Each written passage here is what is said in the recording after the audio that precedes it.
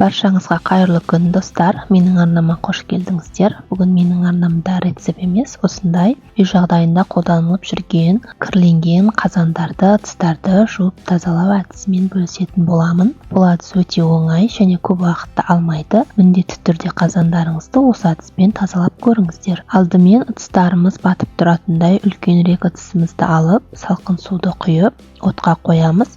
Кішкене су жылыған кезде біз ол жаққа 6 ас қасық соданы салатын боламыз. Соданы салқын суға салу қажет. Егер қайнап тұрған суға салатын болсақ, содамыз көпіршіп, суымыз тасып кетуі мүмкін. Суымыз осылай қайнағаннан кейін 6 ас қасық кәдімгі күнделікті кір жуып жүрген ұнтақты порошокты саламыз. Оның үстінен сұйық майымызды құямыз, ал оның үстінен осындай кір сабынды алып, майдалап, турап үстінен салатын боламыз. Суымыз осылай қайнағаннан кейін ыдыстарымызды бір-бірлеп салып, ішінде 5-10 минуттай қайнатамыз. Әр 5-10 минут сайын ыдыстарымызды алып, сүртіп, сыртын егер қаласаңыз, қырғышты немесе қатты құрылыс заттарында сатылатын бір жақта наждак деп айтайды, соны қолдансаңыз болады. Егер ондай қолданбаймыз десеңіз, осылай міне марляның немесе күнделікті қолданып жүрген ескі орамалдың, шашықтардың көмегімен осылай сүртіп алсаңыздар болды. Жаймен деп өзінің кірлері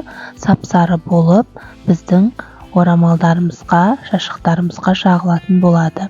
Осылай әр істеген сайын біздің ыдыстарымыз тазарып, әдемі қалыпқа енетін болады. Көп күшті қажет етпейді, тек уақытылы суда қайнатып алып, осылай сүртіп отыру қажет.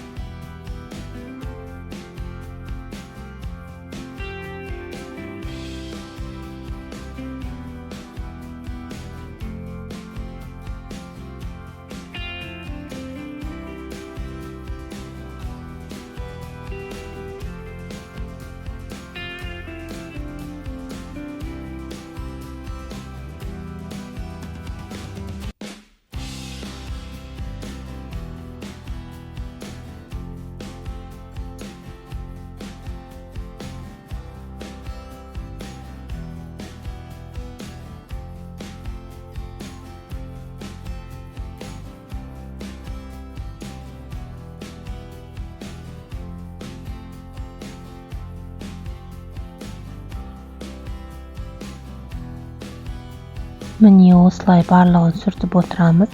Бірінші бастапқы қайнағанда кішкене кетпеуі мүмкін. Тағы да салып, тағы 5-10 минут осылай қайнатамыз. Содан кейін сүртіп отырамыз. Сол кезде жақсы кететін болады.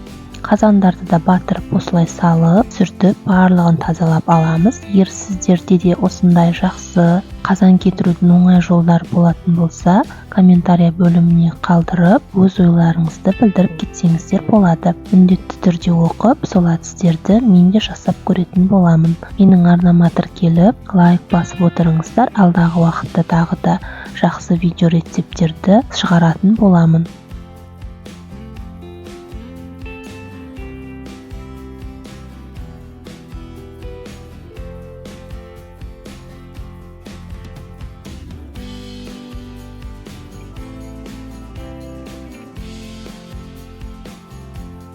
Сіздермен бірге болған әдемі. Менің келесі видеоларымда кездескенше сау болыңыздар, аман болыңыздар.